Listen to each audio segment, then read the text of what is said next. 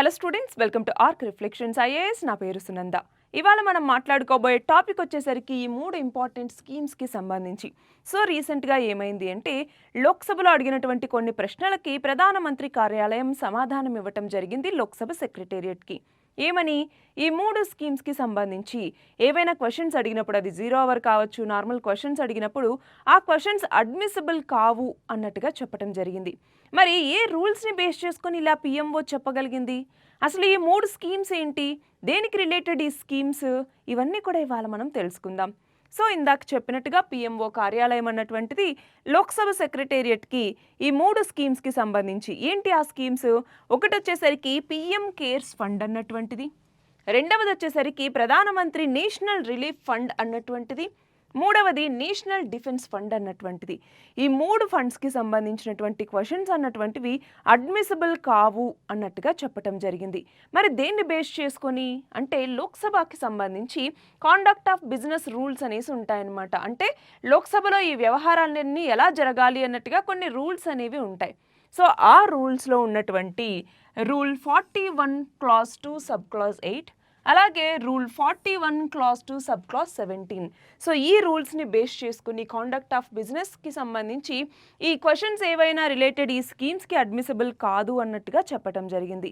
ఇక్కడ చూడండి, why parliament can't take questions ఎందుకు తీసుకోలేదు వీటికి సంబంధించి పార్లమెంట్ అంటే, చూడండి రూల్ 41 క్లాస్ 2 సబ్ క్లాస్ 8. దీని ప్రకారం ఎలాంటి క్వశ్చన్స్ అయితే, చూడండి, on the matters not primarily the concern of government of India, government of ఇండియాకి సంబంధించి కన్సర్న్ లేనటువంటి మ్యాటర్స్ ఏవైతే ఉంటాయో వాటికి సంబంధించి క్వశ్చన్స్ అనేవి తీసుకోదు, డిస్అలోస్ అంటే అలో చెయ్యదు అడగటానికి. రెండవది రూల్ 41 క్లాస్ 2 సబ్ క్లాస్ 17, ఇది ఏం చేస్తుంది చూడండి, matters controlled by bodies not primarily responsible to the government of India, అంటే డైరెక్ట్గా గవర్నమెంట్ ఆఫ్ ఇండియాకి రెస్పాన్సిబుల్గా లేనటువంటి బాడీస్ త్రూ జరిగేటటువంటి ఫండ్స్ ఏవైతే ఉంటాయో వాటికి సంబంధించి క్వశ్చన్స్ కూడా అలో లేదు, వాటికి సంబంధించిన మ్యాటర్స్ కూడా అడగటానికి లేదనమాట.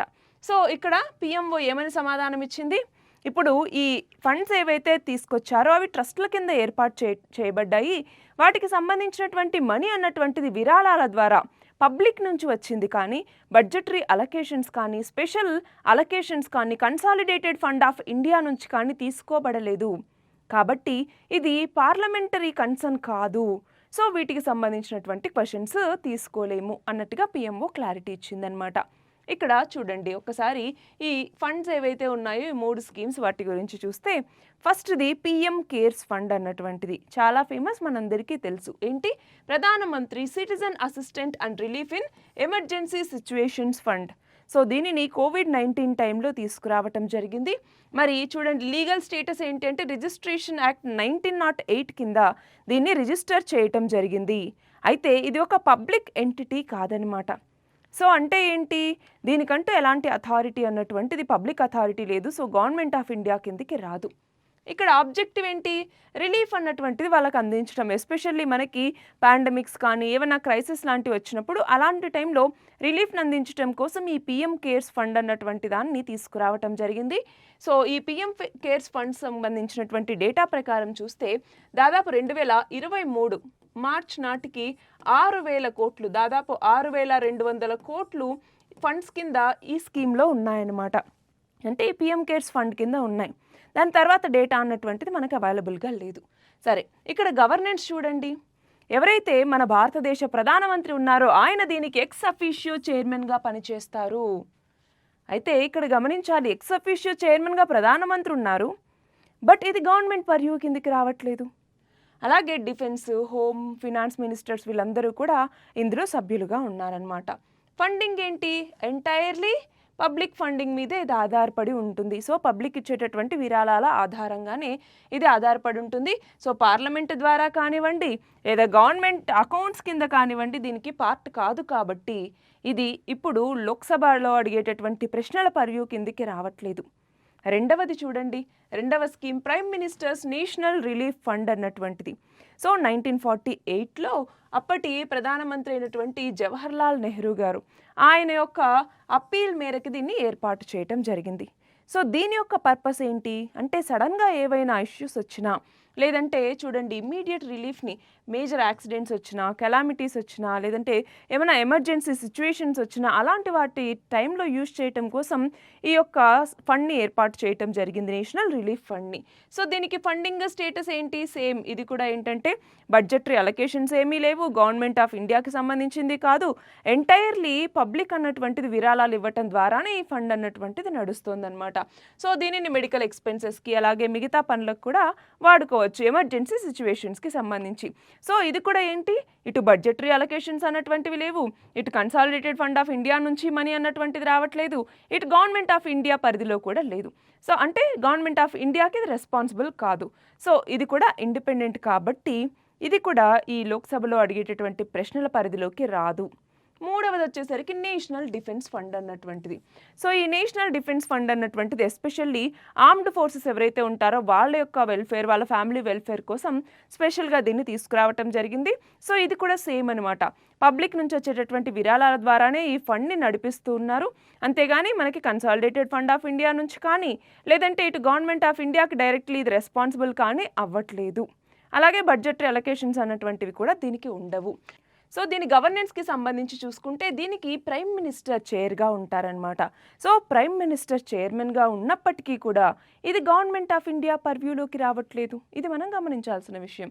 అలాగే ఫండింగ్ చూడండి వాలంటరీ కాంట్రిబ్యూషన్స్ నుంచి వస్తుంది కానీ కన్సాలిడేటెడ్ ఫండ్ ఆఫ్ ఇండియా నుంచి రాదు. సో, ఇన్నిసార్లు చదువుతున్నాం కన్సాలిడేటెడ్ ఫండ్ ఆఫ్ ఇండియా అన్నటువంటిది భారత ఏకీకృత నిధి అని కూడా మనం పిలుస్తూ ఉంటాం. మరి మీరు కమెంట్ సెక్షన్లో ఆన్సర్ చేయండి.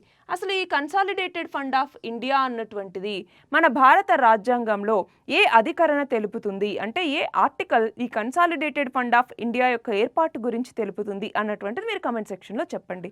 సో, ఇప్పుడు చూడండి ఇంప్లికేషన్స్ ఏంటి?